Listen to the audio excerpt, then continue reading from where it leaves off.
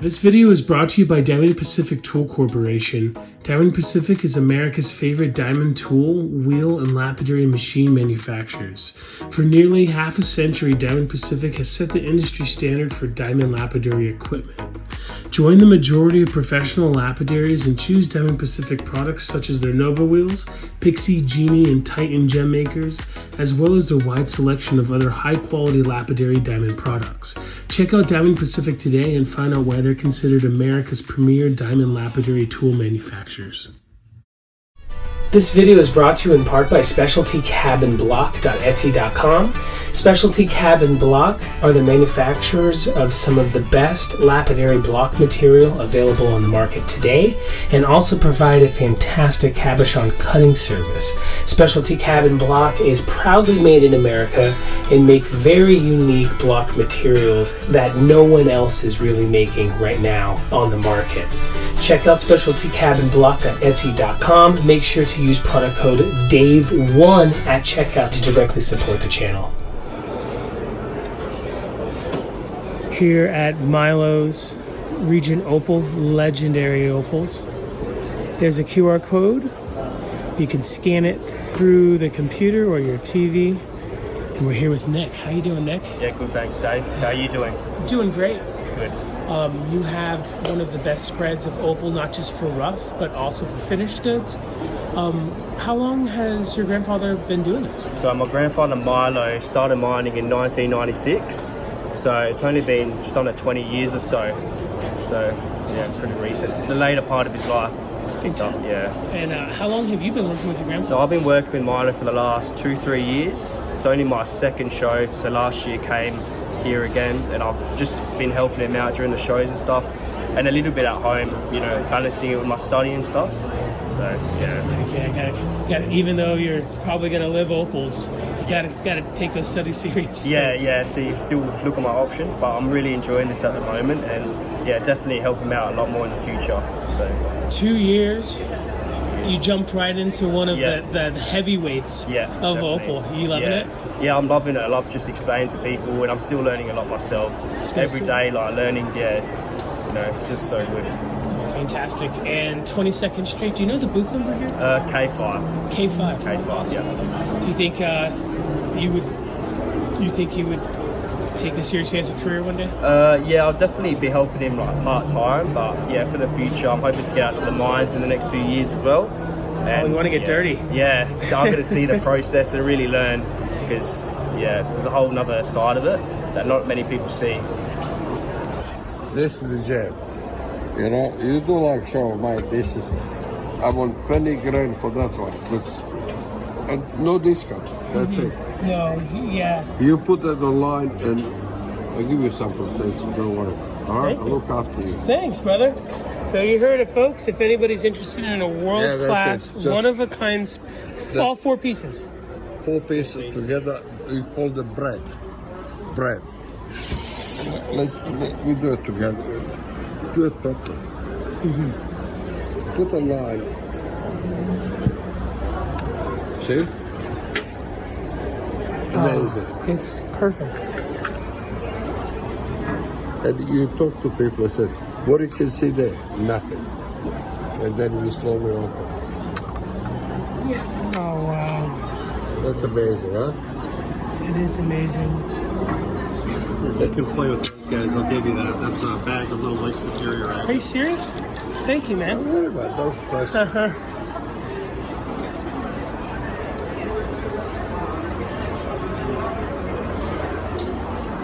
What is it?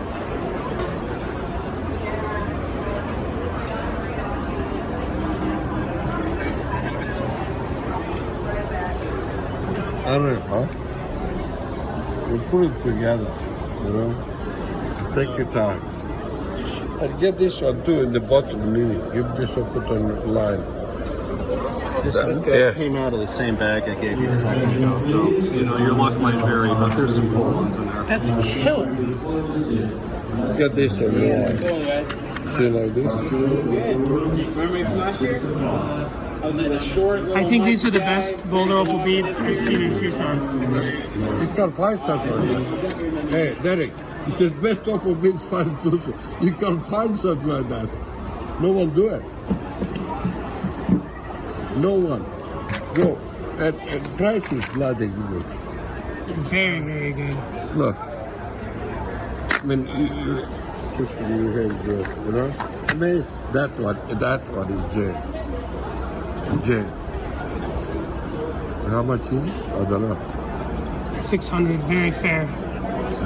That's the price. There's still some discount there. People buy, you give you discount.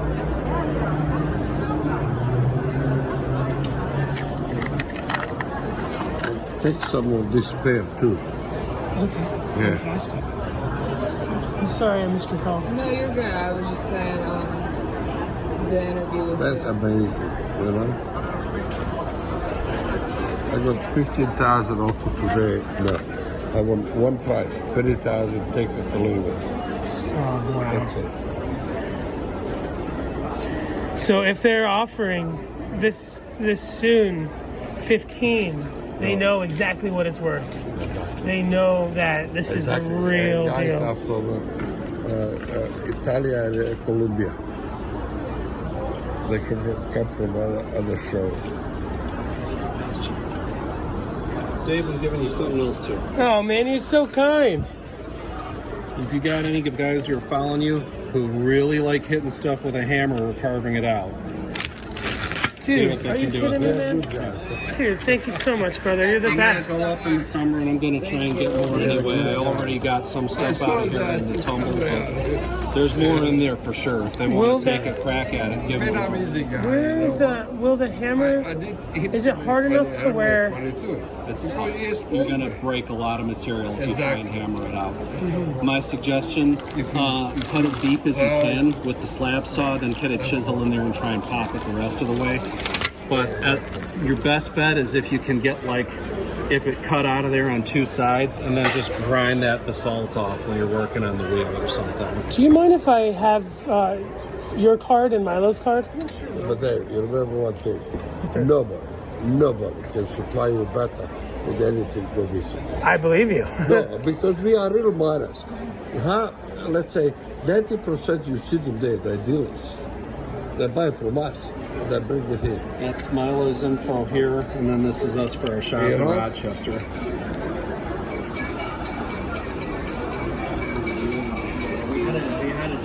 I mean, look how we practically sold out in 5 days. First What I weekend. have chance, Derrick, tell him we got material from Torpedo. Just go in the first couple of days. Yeah, I know. That's it, the whole world. There's somebody who wants to do a lot of work. That's all I can say about it. Well, you know, it just makes sense. You do a lot of your own mining. You're fair. You're ethical. Exactly. And I mean, there's no secret to it. No. Where when people buy this, there'll be a big secret to it. They're not gonna double their money. They're gonna quadruple. They're gonna make 10 times their money. Exactly. Especially if you put it together in something. And your facet work is just amazing. You guys are a great team. Look our specimens there. That's a real too. Amazing.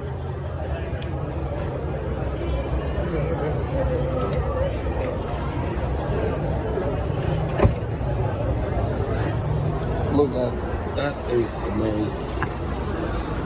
Oh wow, extremely nice carving. Is it carved in? That's carving? Is it carved in Italy or Bali? No. Oh wow. China. Which, you know, back in the day, that was the norm. It's not so much the norm anymore because the good ones are doing jadeite and other materials. This was carved quite a few years back, I think. Yeah. But China still does the best carving work, in my Ever. opinion. They just got the tradition for it. That is incredible. But we got some beads here too. You know, beads. Not much left. Most of them gone. You know. We got the Buddha. That's the good one. There. Boom. And lot of opal behind. Show the back there. Look. Yeah, you can see it on his belly on the front too, there where those lines turn, those veins terminate. That's fantastic. Thank you. I'm so thankful for your kindness, Milo. Look, hey, this is life. You need to be kind to people. I made my money in my life. You know, I want you to make you. I'm ready. That's it. That's why we're Yeah, here. That's it. No, I'll be honest with you. I'm here just get him and him in the world, you know. Almost as good as the stuff I have. That's amazing. So you were asking about that opal facet stuff. This is, you know, you always find some stuff like this in a parcel where there's just not much color going on in it. I mean, you got a little bit, but it's you know, you can't sell that stone for that much. And so those are the ones See, I was it's trying to come from say. nothing. You can do something like that with it. That's a lot better use of material than just trying to grind it up. About 55 years ago. That's all from the ridge. Killer. It's me, Australia. Derrick, do you do commission cutting? Yeah. Yeah, of course. Yeah. And Somebody wants me to cut something, just send me the material or have me find the material and pay me to cut. is the price like comparable to what we're seeing here? If it's a similar cut, yeah, it's comparable to that. I don't really charge. I Yeah. mean, honestly, there's not much value in that material. I'd probably charge the same to cut it out of quartz or whatever. It's just, I got to see the cut and how long it's going to take to go through it. I mean, I can't do a Portuguese that quick or something. Yeah. But, you know, if it's something that's not that hard, and especially if it's like something I can float in and the meats aren't going to have to be bang on perfect. If I can fly through it quick, I don't charge that much to cut. Dude, you're fantastic. And I have hundreds and hundreds of viewers that ask me while I'm in Tucson, find a good commission cutter in America. There's great overseas, but a lot of mom and pop, not in the scene. Yeah.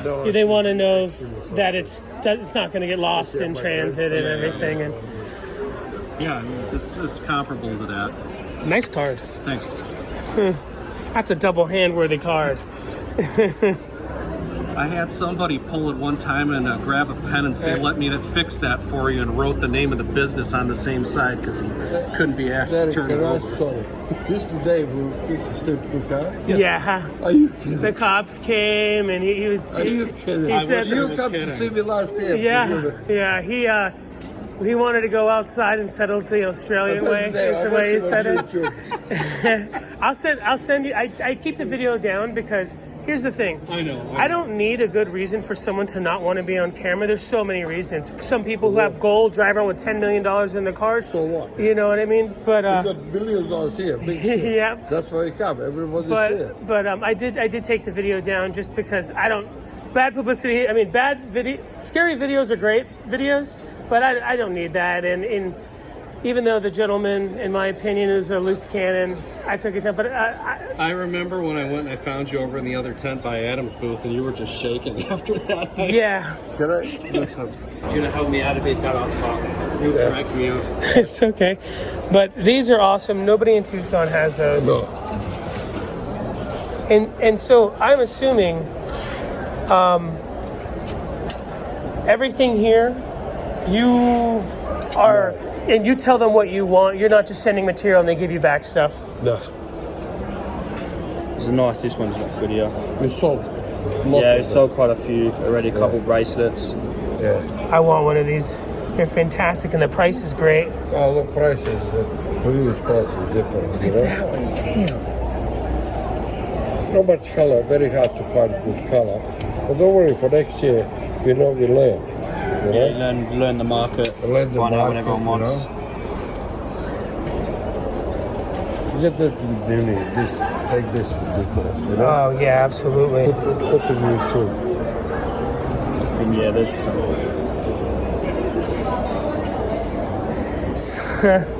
These just make me crazy, man. It's different. Like, yeah, you haven't seen many people with the ironstone do these beads and put them into the necklaces. Yeah, So these here, I'm expecting when I see these throughout the year, they came from you. They'll be easy yeah, to we're tell. the same. I mean, I'm sure other people have made a few, but it's like, yeah, you They can. all come from Shelter Hill, North Queensland, you know? These are amazing. How long have you been in the gem business, brother? I've been helping out for the last 2 or 3 years or so. Oh, This is my fantastic. second show here. Do you do any shows besides Tucson? I don't personally, but Milo speaks of China is my China, mind. yeah. Fantastic. China, I done the last 12 years. How many have you done in China, Derek? Well, how many a year? Hard at For work 12 over there. years. Oh, wow. 12 years. Do you ever miss American food living in China? Oh, we got American food in China. Oh, okay, yeah. Derek, He we got lives in American- Adelaide with me. Oh, fantastic. Yeah. I live in China for 12 years, up and there. And that's how I met Derek. Oh, wow, really? Yeah. But his wife worked with me for 7 years. Brother, could you show me your favorite piece here in the booth? I mean, obviously, this one is like... Something with the black. No, So I like this one. you like that. Just because that pink fire. It's double. This is Lightning Ridge Black Opal. The cool thing about this is it's a double-sided. You've got the gem straight through. Holy smokes. Yeah, and that's about 9 carats. And Dolomite. Oh yeah, the squid fossils. Dave, the squid Dolomite only have that. No one got that. No one. We'll take it out. Don't worry, we'll take it out. So these are about what 300 million years old. Yeah. That's gem. Huge gem. You look show. No one get piece like that. No one. In this show. No one. It's hard to find them like the gem straight through. And not- a lot of them, for example. Very hard to get proper photo. Yeah, it's just, it's so intense. The Yeah. camera doesn't know what to do. I tap on the thing and then lower that brightness a bit. Oh, there we go. Oh, I didn't even know you could do that. Yeah, that's what I try. I mean, you got to get the focus and the light. I know it's especially it's good for the crystal. What? Yeah. You see? Younger generation, Dave. What? So That is yeah, you amazing. try and get the focus of the thing and then you just lower the brightness and then No one gets something like that. No one in Tucson. most commonly a lot of these are pretty sandy and they're not solid. But that's no And sense. this one's fully opalized, so it's nice and solid. Oh, wow. But yeah, they're belemite, so the head bit of the squid. Is the squid crazy. still around today? Or is it Yeah. kind of, oh, they're Yeah, still yeah. picking, but it's going to be hard Yeah. to take out Well, squids. they're technically belemites. Well, 300 million years ago, they were called belemites. So it's like, yeah, they're pretty much squid, yeah. And then you've got some like clamshells. Did you see what he did with the brightness? He tapped it, and then you can lower the brightness to make the opals explode. Yeah, it's Been really... doing this for 10 years, and I had no idea. Oh, well, that's the thing. I didn't realise. I searched up on the internet how to take photo of jewelleries, like what settings. Nothing came up, so I was like, oh, what does this do? Pulled that brightness down, and just uncovered. This one's a pretty cool one. I'd love to get this. So this is two, sort of like a yin yang thing going on here. So I'd love to put that maybe like a pendant or something. Oh, Even yeah. like a nice big ring. Do you ever wear opal jewelry? I've been wearing this one a little bit. It's a little bit too big though, but this is a bolder piece.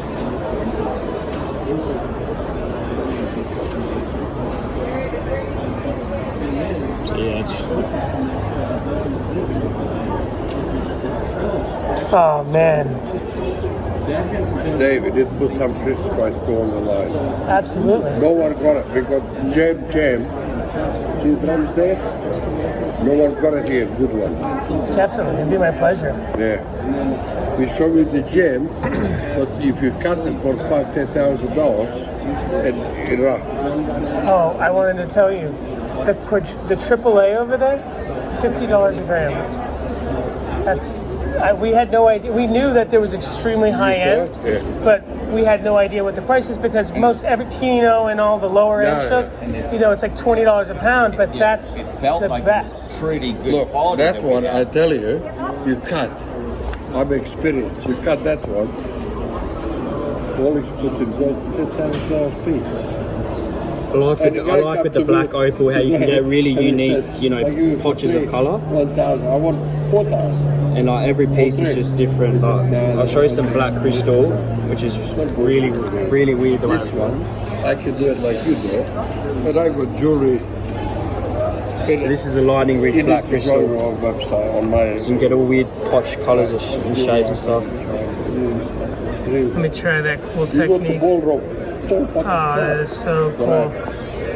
Yeah. Look, What? Look this stars. Look back. This one, for folks at home that might not know, that one was carved. Like you don't do that on Nova wheels. That's how the potch falls You know, I couldn't forms. believe it. Last year I met him for a few minutes. So that's just how, yeah, And it I falls. said, And whether "Well, Dave, come the to my boulder, boat." it seeps in ironstone, so it falls through the veins. Whether this, the black opal forms in almost pockets. So that's how you get the weird shapes and stuff. See, David, remember, new generation. You are new generation. He's new generation. Expose us in the world. You know, It's my pleasure. I'm just behind you to give you everything you want. And you're working with one of the best. Yeah, Must I've be been so learning a lot. stoked. Yeah. Is this your full-time job right now? No, I'm just no. helping him out during just before studies. So Oh, wow. I normally go back about March, start of You March. think after school you're gonna? Yeah, I'll definitely keep helping him out, and I'll just see how it He goes. just helped me out. My paper. These are so affordable. Yeah, I mean, honestly, the price is the same as it was before. And all I did was I thought about it. I said, you know, a lot of people just aren't into a brand of bag and 500 bags. It's just most of the make an 80 bag.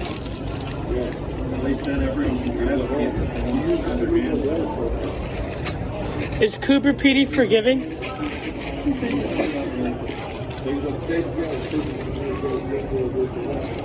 And did Milo and his crew mine this material? Hey, did you mine this material, my friend? Of course. No, not this one. Not that one. I'll be honest with you. I need to be honest. Not that one. Huh? Did you? Do you have any here that you mined? Yeah, here. All this. I got amazing 2 jewelers in Shenzhen in China. Amazing. And they're good job. I don't care how much cost, but amazing job. Look like my pieces, look that one. Do you see the opal? That's bold opal, one more. That is $200,000. And I can show you, this is nothing. Well, I can show you. There's just a few. So that's the Superman ring. That's sold, hasn't it? Yeah, it's sold, Yeah, yeah. sold. I mean, Dave, what I do, that's amazing. That one, I like that one. It's cool. I sold this one before I come here, 28,000 to San Francisco, my customer. That was on my custom form, that one, 14 karat. I sold 28,000. And they got a good deal. Look, he make a lot of money on this stone. That's a real stone, you know? This is my favorite. See this, I'm bread, you know? That is the stone. You see? 1, 2. See, one stone. That's one stone. Fabulous. And Derrick took the photo in Beijing. Wow, he's doing a great job. Look, he's my partner. She came to me, you know what I'm saying? She came to me, this is a good story. This is real. This is live. She came to me, I'm doing an exhibition in China for 3 years, no money, zero. And I said to myself, and I got the best friend in Shanghai.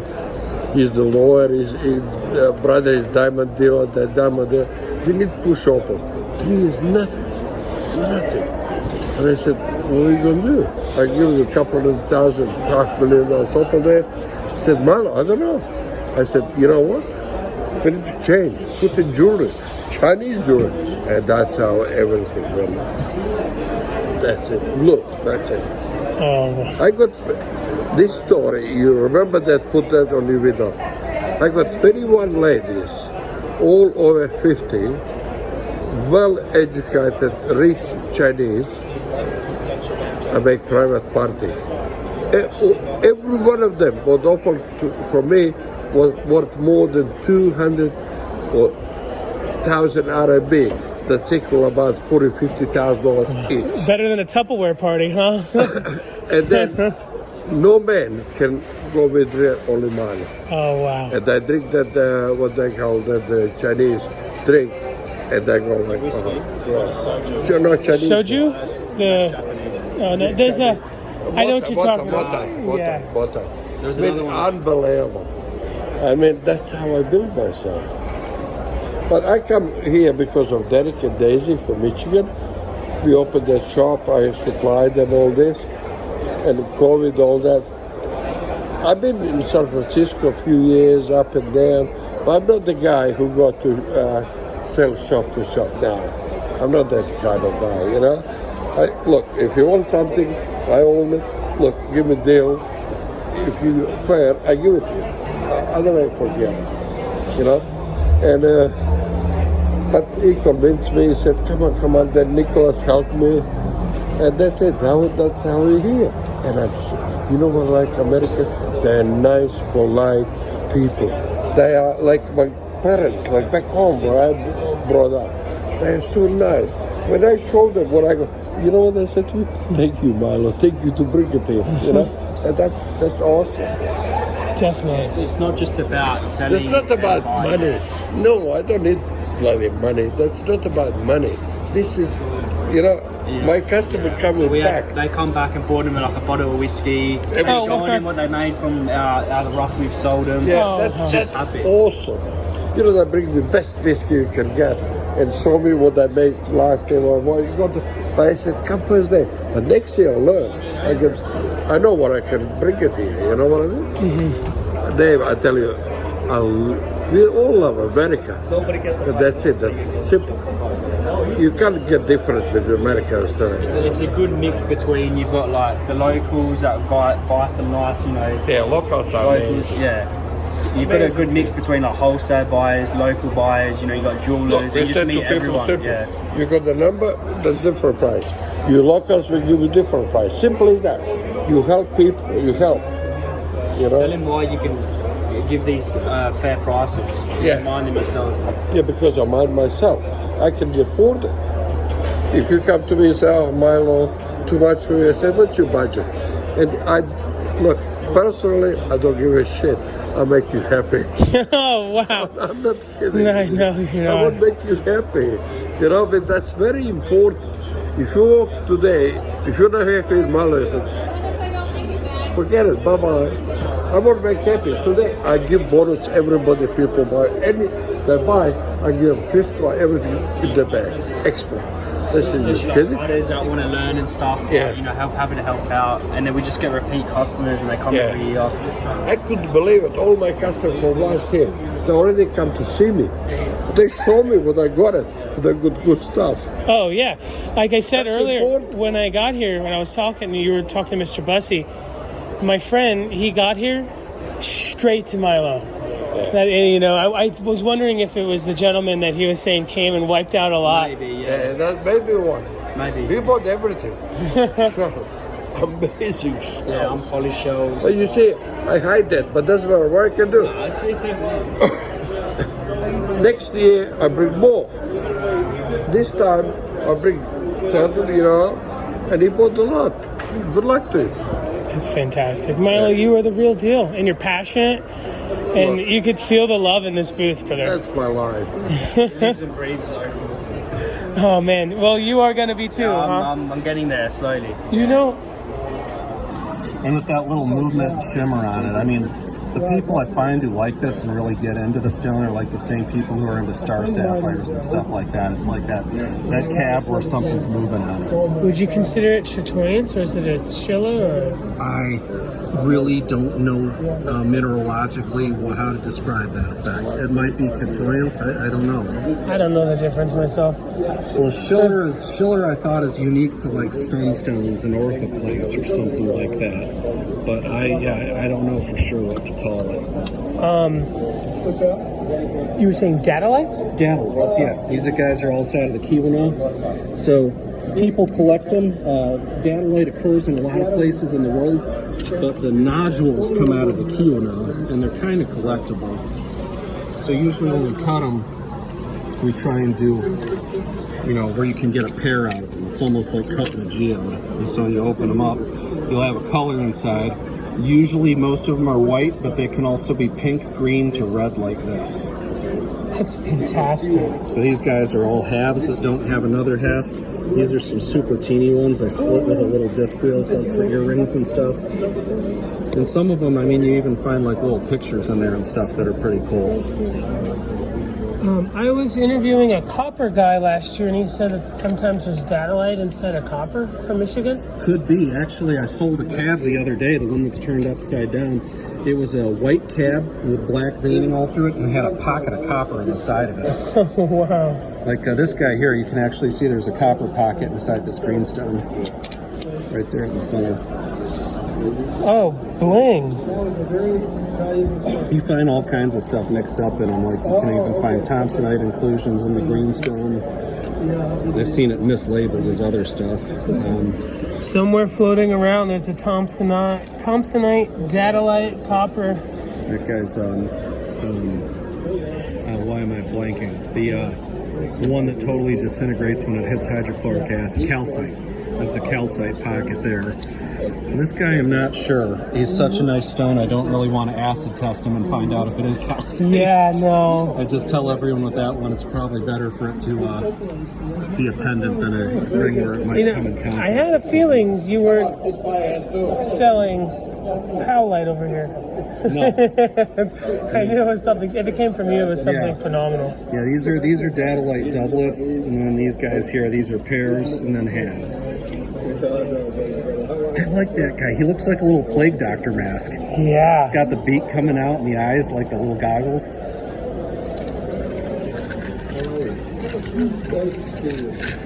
On your downtime, have you been using your machine at all? Yeah, I mean, all these guys that cut during the show here. No way. Yeah. Dude, you're I've fast. been trying to do like 2 or 3 stones a day. Dude, you're a badass. This was the sample of that AAA card. We wanted to see what it would cut. With you. That's clean stuff. Do you mind if I hold it for a moment? Yeah, go ahead. There's a paler one too if you want to compare. Oh, wow. I've never seen it this pale. It's fantastic, actually. It looks like Jada. I mean, it's that watery green. Yeah, like some Burmese stuff. If you don't mind me asking, how much is the best AAA? It's gram material? These are gram material. I forget what his price was. Milo, just again, throw me a number. What was the price per gram on this? 50 a gram. Yeah. It's 50 a gram for the best. But we have it unblocked over here. If you turn around behind you, this is the same stuff. It just hasn't been fully chased out here. You can handle it, and that's clean. You just got to work around the cracks when you're getting it out of there. And this is 300 a kilo. Oh, fantastic. Drum over here.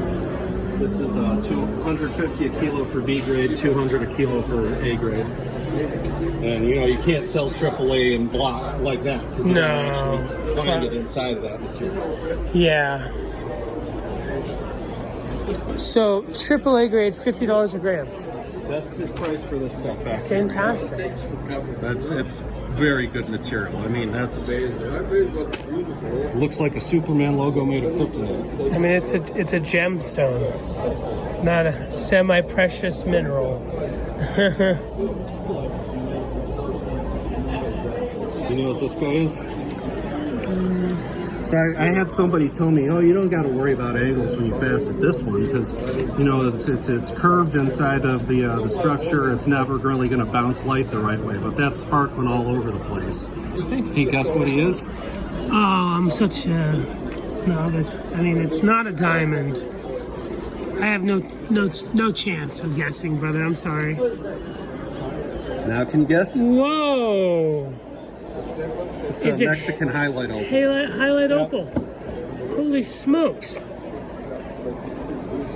Is it difficult to facet? Heck no. Opal is awesome to facet because it's so goddamn soft. I basically preform at 260. I just press the facets in at 1200 and go straight to 50K polish. Oh, wow. I mean, it's 50K. It's so small, like the teeny guys on that. It's literally across the lap. You're already done. I mean, you already have the polish at that point. The harder part is not blowing through everything. But that's why you can just power through this stuff. even talking to people, I've been getting a couple a day cut. That is so fantastic. There's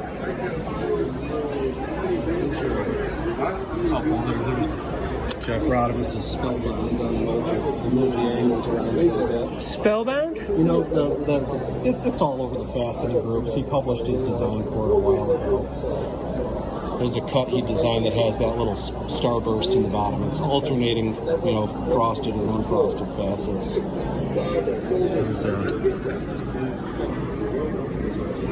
I moved a lot of the angles around in the designs a bit to work better for I like these modern designs.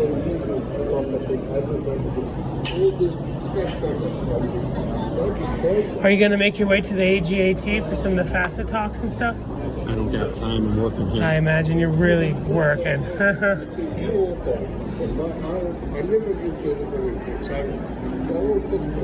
Is this another Lightning Ridge? Yeah. It's just got a hint of play of color in there. I mean, if you were to cab it, it's going to be nothing. I mean, you can take that same material and facet it, and now it's actually it's affordable. something worth setting. I was expecting a 1 over before the 2. I mean, maybe on this guy, it's like I got 1,800 on him just because it's That's done. still, Yeah. you know. But if I can get it done in 2 or 3 hours, I think it's crazy to charge that much. You're fast, man. That's impressive. Well, it's also how high a precision are you chasing? I mean, you go in with like a 10x loop, you're going to probably find a couple of meat points aren't perfect, but hey, I'm doing better than the Mass production. Yeah, mass production slinging around, and I'm aiming for that price point in the middle. Mass production, worn out jam pegs. And I don't have the customer base for, you know, sinking 10 hours into a stone or something. That is incredibly affordable. You folks, are you selling rough this year? Right behind you. I mean, there's rough all over the table. Oh, wow. A lot of it's gone. We had a guy come through the first day and take all the stuff. Is this a discontinued machine? Yeah, it's an old facet. It's my baby. And I'm trying to get that meat point down far enough for the petals in this Is flower. Facet German? Nope, they were made here in the U.S. I believe Virginia. The first machines were in Seattle. It's one of the favorites for a lot of cutters.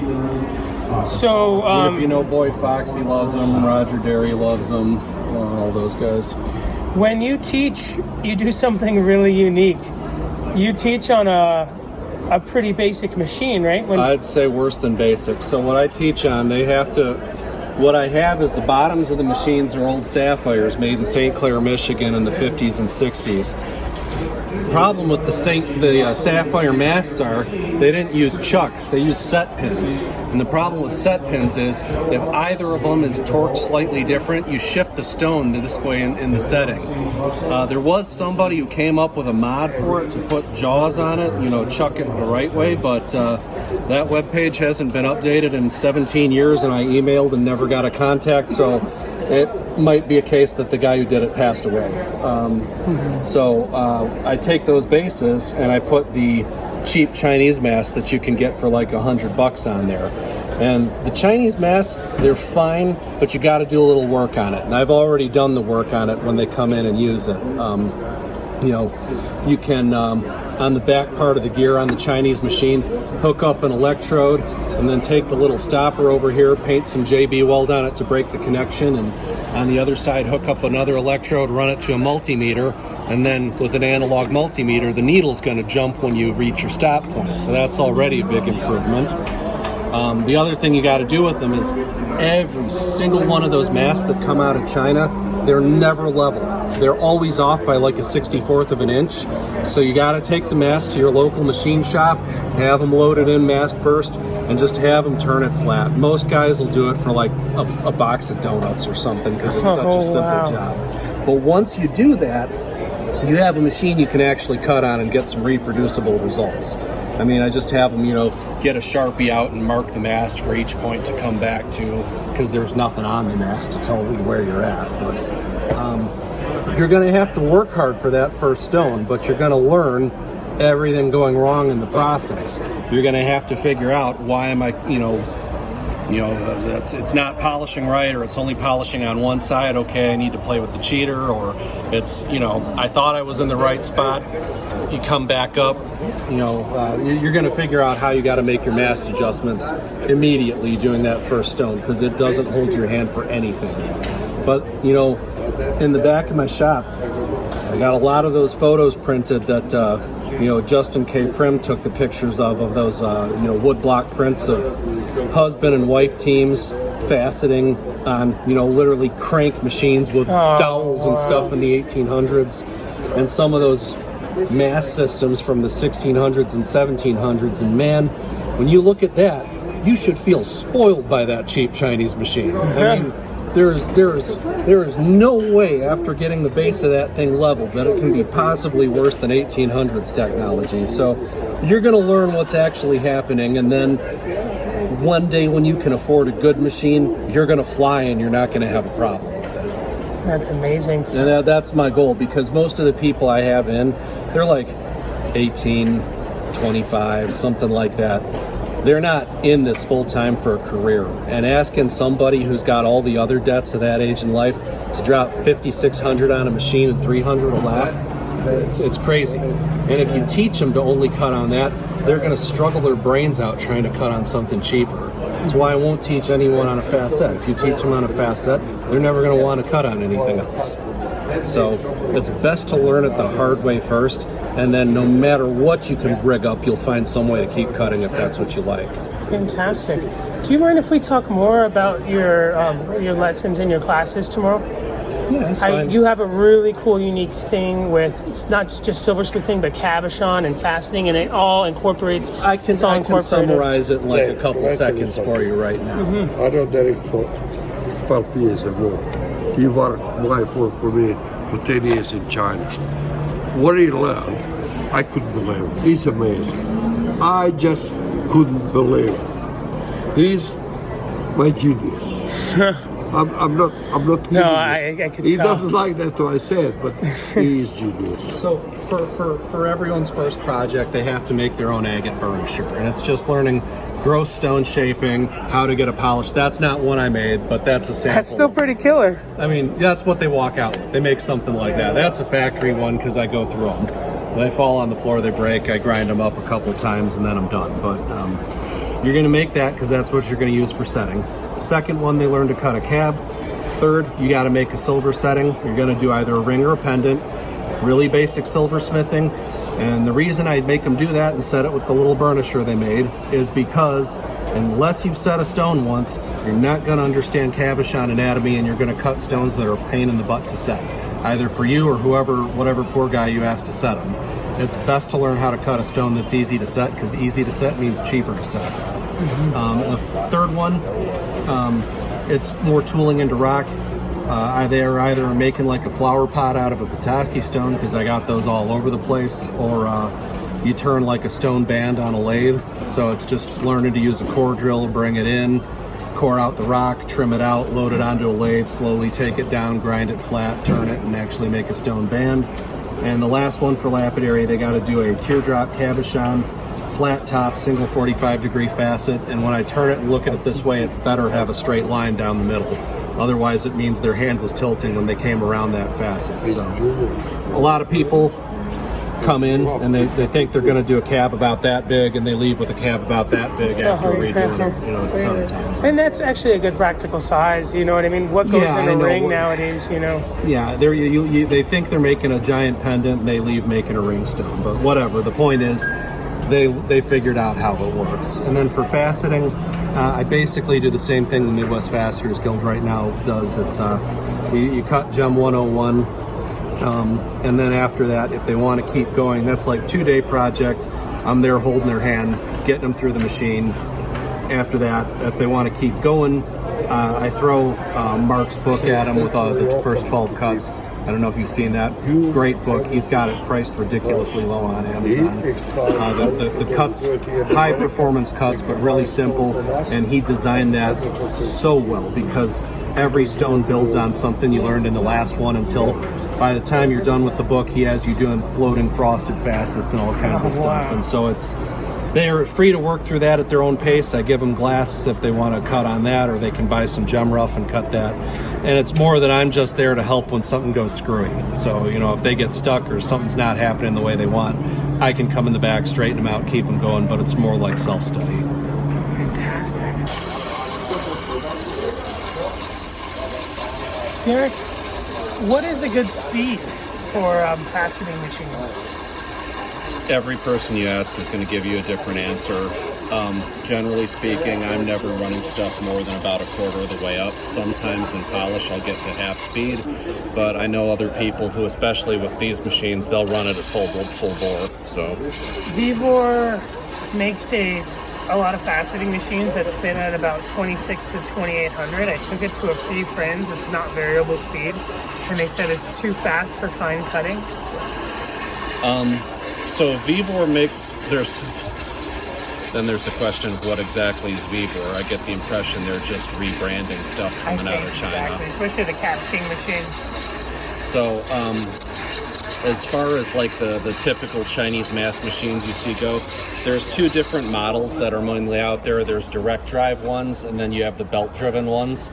The belt driven one, it has like a teeny little motor like that size, looks like probably like one of those miniature Coke cans or something. That guy has very, very little torque. I ran into issues with that where it can't carry a heavy lap.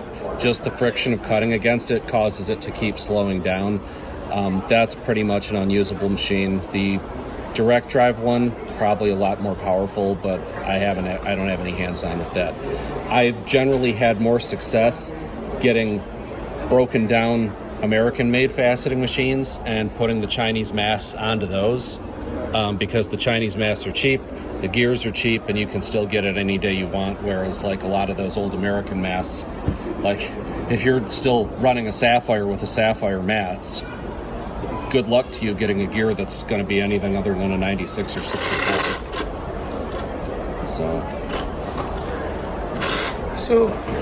I'm just pre-forming this out because I'm going to do a round in a little bit. But the Opals, it's kind of nice to just pre-form it because Opal is so soft that once you've got it all pre-formed out, you can just press the facets right in on 1200. So in flat lapping for cabochons, a lot of people run the water almost against the arbor so the water gets everywhere. As a faceter, are you conscious of where you've been lapping before? Can you feel when a spot on a lap has been worn? Yeah, I mean, every lap is going to have highs and lows. Theoretically, this is why you want to try and swing and use the whole lap. Otherwise, you can get something like one of those graphite sticks and use it to just grind the lap flat again and make sure that, you know, like redress it. I know some people who'll get a centered lap and they'll just redress it every time so it's always flat. Even if it's not centered? No, centered laps. You got to have centered laps for that kind of thing. No, if you try and redress the topper, it's just going to rip it off and then you have nothing but a frisbee.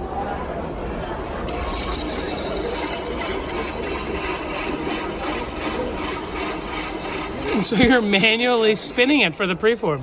I mean, how else would you do it? This guy's all manual. I have no idea. I'm sorry. This is a bit of wizardry to me, man. Yeah, I mean, so the way that the facet works, most machines got something like this. There's a locking pin on here so that you can freewheel it at that point, and so you can just get into, you know, whatever your angle is and freewheel it against the lap. It's not going to be perfect. It doesn't need to be because I'm just roughing it in right now. This is my highest grip. I mean, that's why I'd never invest money in like a nice lap for this kind of thing because I'm going to be putting the facets in on another lap. This is just to take off a whole lot of meat before I, you know, go into something else. If you don't mind me asking, what curt was that? Like 220 or 160 or something like that. I can't remember.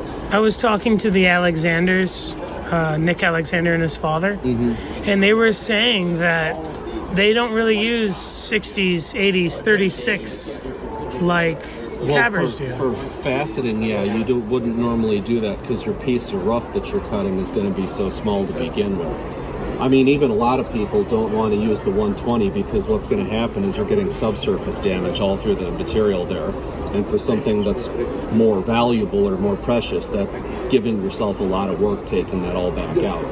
For quartzes, opals, stuff like that, it really doesn't matter. I don't know that I'd handle it the same way with something like beryl or corundum. So I see this over there. Is that flexible? That white attachment on top of the disc? That's just to catch. So, you know, when you come down for a girdle cut, you just take that out of the way and you come straight down on 90 degrees. Otherwise, you'd be banging against the rim. But if you don't have this in place, then it's going to be kicking water out the side all the time, like is the problem on the Chinese machines, but at any faceting machine, really.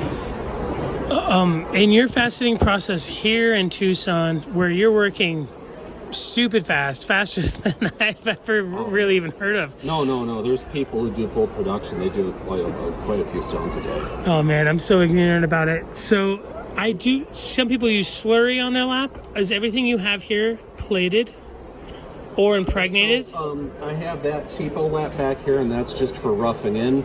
I've got a sintered 600 and 1200 on hand, and then I've got some of the old crystallite laps here. One's a 14,000, one's a 50,000. And that's most of what I'm using. I have a dark side down there further for doing cerium, but unless I'm doing a proper quartz, I'm not going to bother with that, because opal, it's really so soft, you can just press the facets in at 1200 and go straight to a 50K polish. Oh wow. I mean, it's really that soft. It's if you press on the 50K, you're moving facets all over the place in an opal. I know you're working, and I'm really trying not to bother you. I feel so invasive bugging you, but do all faceting machines have a cheater? Ideally, all faceting machines should have a cheater. And the reason for that is after you do the transfer, or especially say, you know, if you're into recutting and stuff like that, when you pop a stone onto the dot, even if you use like your centering jig on the other end of the transfer here, you know, to try and get yourself, you're still probably going to end up between two facets. And the whole point of the cheater is, the cheater gets you between the teeth on the gear. So like with a 96 tooth gear here, say I'm at 96 and I find that's not the right facet, and I go to 95 and that's not the right facet, and to actually line up, I got to be between the two. That's where the cheater comes in. You adjust the cheater because what it's doing, watch, you can see the whole thing as I turn this, my whole quill is shifting to the right. It's turning the whole thing in this direction. And so what the cheater's doing is it's letting me get between the teeth on the gear. So when you bring something back on or you find out the alignment's not quite right, that's where you're going to cheat it into the right position. Hopefully, if everything else is correct, you only have to do that one time and you can go around the stone.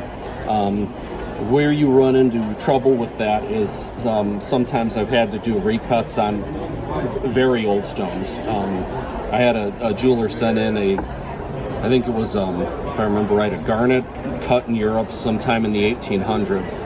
And they wanted it to look exactly like it did, just with all the damage out of the stone, so I had to keep the same faceting scheme. 1800s. Yeah, and so the problem was the way that they cut it. I don't know. They could have been using one of those check machines where they have a weird gear system. They could have been using jam peg.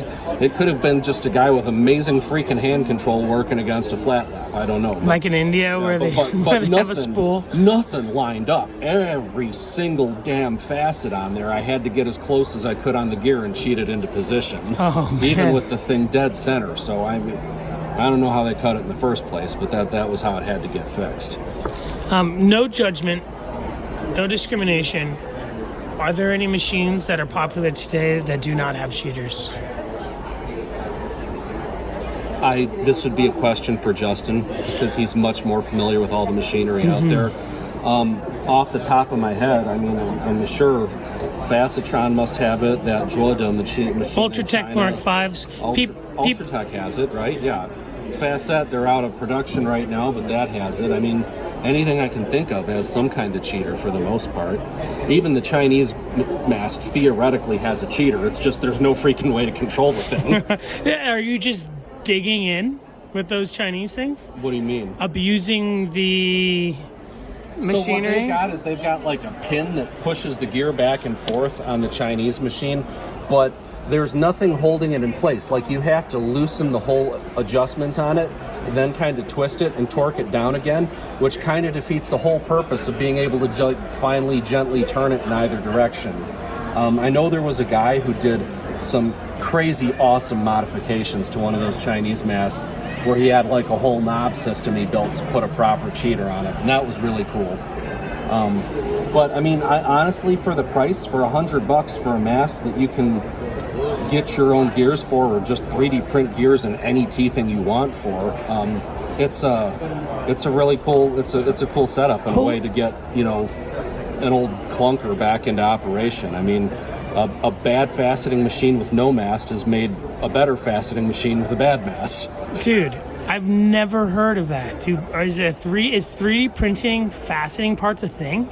So I do. I mean, you can see here, Facet never really made a lot of weird teeth gears, so I've made a lot of my own for it. Like I've got a 98 index, an 88 index, 72 you could have got, 99, you know, 84, 120 you could have bought. Are these for sale? I could print it if somebody wants it, but they'd have to have the exact same machine. I just knocked them out on, I've got a little Ender 3 in the back of the shop. I printed them on and then just epoxied the label on. I mean, it's a far cry from the beautiful milled brass that the company used to sell us, but it's workable. So I mean, you can see that's one of the gorgeous official gears there, and here's my junky little 3D printing, but I mean, it works. Fantastic. So you got everything in the same point, calibration points are all the same. I'm missing that guy. I guess you could drill it out if you needed a bigger hole. But Do you think this is the future of faceting? no, I mean, I think this is what people were doing a long time ago. You had a lot of guys in the 60s and stuff who, you know, they were machine shop guys that just make whatever gear they needed for their thing, right? I mean, that's the way a lot of it used to be done. You know that there's that facetdesigns.org or something. It's a database, and it's that whole, they have pretty much the whole LNS index of all the different faceting designs collected from all the club newsletters in the 60s, 70s, 80s, Lapidary Journal, all that stuff. And a while ago, I had pulled down the whole database from that just to try and sort it and see. And when you look at designs that have been published before, like 95% of them are all just for 96 tooth, and then maybe you got like 4.5%, 3% is going to be 80 index, then maybe 72 index, and then 120 index, and after there, it's weird. I mean, there's a lot of gears that, like, maybe there's 2 known designs everyone made on this gear. You can dig through the U.S. patent database too. There's a lot of design patents for different faceted gemstones with diamonds and things. And if you look at those and study them a bit, you can work out what kind of gear they were cut on. Like there was, I ran across one design that was like 7-side symmetry. I forget if I'd worked out if it was cut on an 88 index or a 77 index, but most of that stuff's really oddball. Fantastic. So there's got to be geniuses out there milling their own machines, right? Totally. I mean, there's a lot of people out there trying to make their own faceting machines out of stuff, and there's just so many things around the world. I know a little bit about what's made outside of America, but it's certainly nothing like Justin and those guys who are really into the technology and travel around and, you know, documenting all the Imahashi machines in Japan and stuff being made in Vietnam. There's a lot of machinery out there. It seems like today that you can probably get a really nice overseas machine at like the $2,000 price point. Under 500, it's really rough. Those Chinese machines need a lot of love and care before you can put those cheapo ones into production.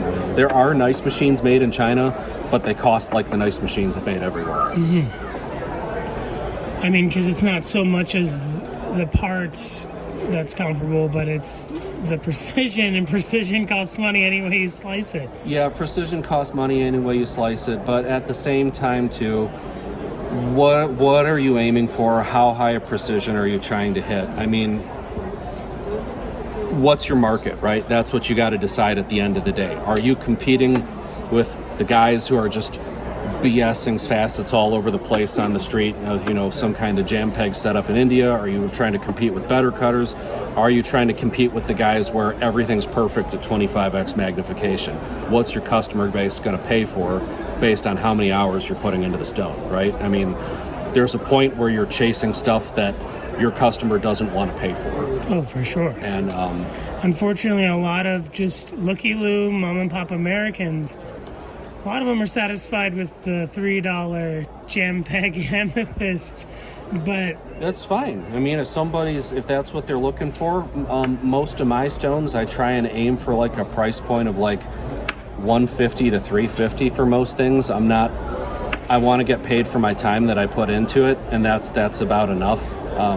But if I were to put 15 hours into a stone, going back, fixing everything here and there and making sure everything's perfect, I mean, perfect, nobody's going to want to pay for more than about 2 or 3 hours of work on that stone. Mm-hmm. So, dude, I saw one of your facets last night, which will be in the same video. I probably already showed it by this point in the video. But you were making your money back. I think you gave yourself like $15, dude, an hour on it. You were a nutbag, dude. You were so good at what you do. I mean, for me, it's... I've got what I have in the material, and when I price something, the way I'm looking at it as, what does it cost me to replace that material today and make a little bit of money on hanging on to the material, and then how many hours did I put into it and what did I want to make per hour? And I'd rather be working more and making more and getting paid for it that way than putting a ton of time into one thing and sitting on it forever hoping somebody buys it, because it's just not the way it works when you're a Main Street shop. Fantastic. Since I've already stopped you while you were working, what were you doing with that wooden dowel there? That's for dopping. So I got rid of the whole dop pot thing a long time ago, but I mean this is the same way Boyd teaches in his video. It's just so much easier. You warm up the stick, you get the wax to flow, and this works with any kind of metal dops. You can even go to Ace Hardware, get yourself one of those long brass rods from the welding section, chop it up with your jeweler's saw, and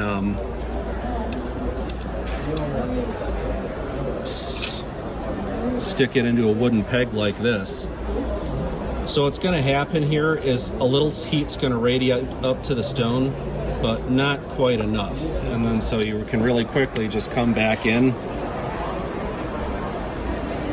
warm up the bottom of that stone a little bit. A lot of people are probably freaking out you just took a torch to an opal. No, you've cut hundreds of these, if not thousands of these things. So the heat's going to radiate up into there. It'll warm the stone up. But as long as you work quick at it, it's not going to get over like 160 degrees. And that temperature isn't enough to hurt an opal. If you want to try dopping this way and you're nervous about damaging stones, go find yourself like a pile of cheap apatite crystal and just put a flat on each of them and try and dop it. If you can do that without expanding the cracks and shattering those guys, you're never going to hurt anything, because that's like the most heat-sensitive, pressure-sensitive garbage stone on the planet. I think last year you had some for sale, right, for beginner cutters? It wasn't even for sale. I took it back to the shop because whenever I teach wax stopping like that, I just give them like 10 of them and I say, just try, call me when you get it right. Fantastic. Because it's cheap enough. I mean, you can put like $10 into a pile of that stuff and you'll have enough to practice for a week. But once this cools down, that guy's not going to move. I mean, it'll take action against a 220 lap without having any bouncing or anything. So I see that this wax is black. Most American hobbyists know green. Is it color coordinated for the most part? So there's 4 different kind of waxes you can typically find on the market. Green is like general purpose lapidary wax. That's popular for your cabochon work and things like that. Black is popular for faceting wax. And then you can also find brown wax, which has a bit more shellac in it, and I think the temperature goes like 10 degrees higher, and that's just geared toward faceting stones that take a little bit more heat. But I mean, you can dop the exact same way with green wax. I've done it with green wax on these dops. There's red wax too that works the same way. But it's the same process. Just warm it up, pop a bit off, stick the stone on, warm them up together. And then you're not messing around with letting a dot pot warm up for 30 minutes or whatever and having to set my stone on the side and wait 20 minutes. I messed around with enough of that stuff when I started off. And once I learned how to properly do wax stopping for faceting, I just said, well, why would I do it any different for the cabochon work? So my cab dops, I don't know who makes them. I wish I know who made them. I got them at some guy who was just clearing out an estate one time. And they were like a set where it was brass dops that went into these little holders here. And what he had was they were actually brass dops about that size, and he textured them. They turned them on a lathe and put rings into them. And there was like a set of a couple different sizes. And those things grip like you wouldn't believe when you dop a cab to them. And I love them. I use those at home all the time now for whenever I'm doing cutting. But for small stones, I just use my facet dops. Like I had to do a 1 1/4 millimeter sapphire cabochon for a ring a couple weeks ago, and that was, I don't even have anybody that small here, but it was probably about like a quarter of the size of this guy. Oh my goodness. So I think I've seen videos of people in India, JPEG guys, that do use green. So green's not just... I'm sure you can. It's all just the temperature the stone's getting to, right? I mean, it's how much shellac is in the wax and what temperature is the wax going to get up to just from heat passing through the stone into the wax. As long as whatever you're using doesn't have the stone moving around, I think it's good enough. Oh, fantastic. Yeah, I don't see a reason it has to be any specific wax. Black is just popular in faceting, so now I've been using black on cabs too. If you can make green work for faceting, do it. Ever seen a case where somebody's going to actually be able to enforce those kinds of things? Design patents are notoriously difficult to enforce. I think you're better off just enjoy cutting, and sell your work. And people are always going to appreciate you as an artist. They want it from you. I imagine, like anything else, if you patent it, it's a crazy seller. That's what they're going to copy, right? Or try to copy. For instance, Vogel. There's a million fake Vogels at Pueblo show right now from Brazil. Everybody who's buying them thinks they're legit, not knowing that to get the real Vogel is from 1 or 2 people. And just its popularity is probably... And I mean, yeah, it sucks if everyone copied your design completely and you got nothing for it, but I mean, if it's open and it's out there, I don't know. I think those are pretty hard to enforce from what I've seen, so I usually just... I cut stuff that's open already, or I cut stuff that I come up with. Just whatever I feel like doing each day. Do you have a website that people can buy your stones? No. Do they just sell that fast? I just don't have a website. So what it's come down to is I've had lots of people ask over the years for us to sell online, and we did the numbers on it a couple of times, and it's like the amount of time it takes to make a listing, write everything down, measure everything, calculate what the shipping value is going to be, everything else that goes into that kind of stuff. I could have already made another stone, or I could have, if it's cabbing work, I could have already cabbed something else, maybe 2 other things by that time. Cleaning the photos, taking the photos, listing it onto multiple platforms, checking every day to pull down multiple listings from other platforms if it sells in one place. I mean, if you got the same stone on eBay and Etsy or whatever, and I don't want to get into that. Plus, the picture's never going to capture what the stone really looks like. The color is always off. And that's coming from a fantastic photographer. The gentleman took all these photos here. It's a nightmare, and they never look like the actual photo. There's always something that's off. And so as good as these look, they're 100 times better. I don't know about 100, but I work pretty hard on there. I'd say at least usually twice as good on most of that stuff. But yeah, it's... Or somebody will open the package and they'll be under terrible lighting, and then they get mad at you like, oh, that's not what it looked like online. It's like, well, did you walk outside and look at it? No, they already filed a complaint against you on the platform. I just don't want to mess with that. So I like people to come into my shop. I like them to see us actually make it. I like them to hold it in their hand, see that that's what they actually want. If they want it, they take it.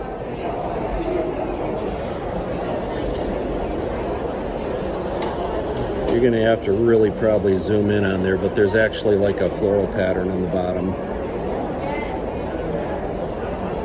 This gentleman taught me life-changing technique. I'll never forget it.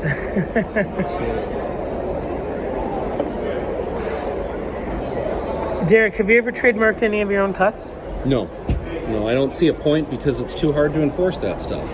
I mean, design patents are virtually impossible to enforce. You could patent it, and if somebody adjusts it by a degree, that's already not going to be the same design anymore. If they want me to cut from material, I want them to come in, hold it in their hand, look at it, talk about it with them, and make sure that whatever we do, they're going to be happy. Have you ever considered competition cutting? Justin, I asked Justin, he's not interested in that either. I have zero interest in it. I've had people come by last year and they were like, well, if you're not doing competition cutting and you don't have whatever certificate, how do you know how good you are? And it's like, I don't care. All I care is that I get to do a job I enjoy and somebody likes it enough to pay me for my work. It doesn't matter what anyone else says about it. What matters is if someone likes it enough to pay me. And I don't see that having a competition certificate suddenly lets you charge more. I mean, I guess it's something cool to put on the wall to show off if that's what you're into, but it's not really my thing. And as a musician, I'm always considering competition playing. And I get the similar thing. A good friend that I can't mention said that a judge from the Spectrum came up and said, "This is fantastic. Enter, you're going to win." So there's a lot of bias, a lot of things, and if just stuff like that, like it's just not my thing. I want to enjoy cutting stones, and I want to make stones people like. I'm not really worried about recognition or anything like that. I think you're phenomenal, brother. Derrick, you're so cool. Dude, you're such a badass. But yeah, I mean, like I was saying, my goal is I like cutting stones. I like teaching people who like to cut stones. And my goal is whatever I teach them. Because my experience when I learned faceting, after I finished the first time, it was like, cool. And then all the people teaching came up and give you their card. And they're like, and when you want to cut another one, call me and I'll sell you a $5,600 Ultratech. And I was like, okay, I have no idea how I'm supposed to budget actually doing that. What I ended up doing was I got an absolute garbage machine cobbled together with Chinese parts, and I cut enough stones on that to buy that. And then I cut enough stones on there to buy some other machines too. And that's just, I think you're going to be better off for it. You're going to suffer along the way. It's going to be really hard. But the experience of cutting on a bad machine is going to teach you everything that can go wrong in the process of faceting really, really quick. You know what taught me abrasives is my grandfather used to pay me to help him with his ceremonial pieces on a silicon carbide machine. He'd go from 100 to 600, and I would be there for hours and hours and hours. But I learned abrasives. I learned I can. People can send me a picture. I could say that's an 80 grit scratch. That's 220. That's 280. 612. This is roughly 3. The trial by fire, baby.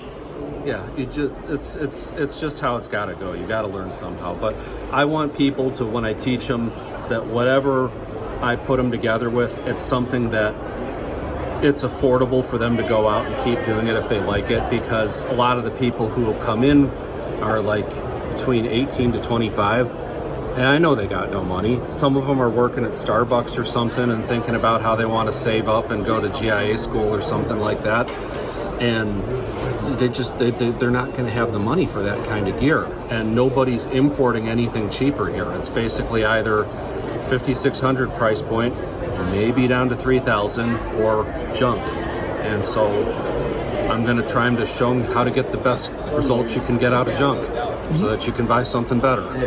I get this question all the time since I did a feature with Vivor, and Immediately when I got the Vivor, took the mast off, took off the index, used as a flat lap to compare it to high tech. But everyone says, can this be used for fasting? Should I save up a little bit more money to get something real? Your opinion, if they wanted to get similar results to your students, should they not spend $180 on a machine that spins too fast for most people?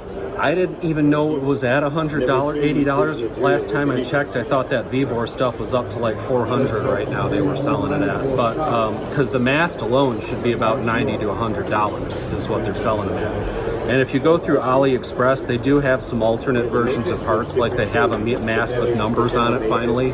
So, you know, finally. I mean, yeah, the old ones, it's you had to write your own numbers on it? You got a Sharpie out. You just drew a Sharpie wherever the thing's sitting right now and try and get it back into that neighborhood when you're coming back around.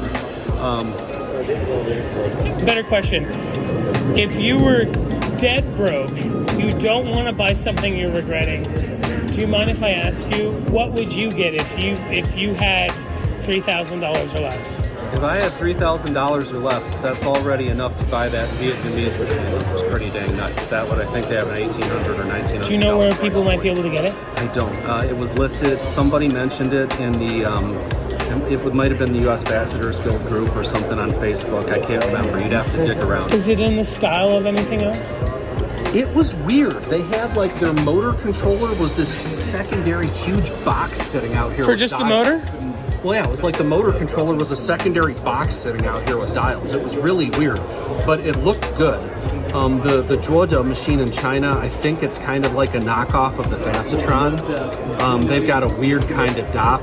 I bought the dops and I had to just throw them out because you can only use it with their mast. It's like the dops, they're keyed in a way where if you put those 6mm dops into anything else, they always go off center. But their transfer jig is badass. It's like it's almost like that guy. And last time I talked to you, you were praising that transfer jig. It's great, yeah. It's one of the best. But they have a transfer jig, not quite as meaty, but it works the same way. And if you want like a facet style transfer jig and can't find it, that the Juoda company in China, they have a really similar one. Juoda. ZHOUDE. Zoida. Juoda.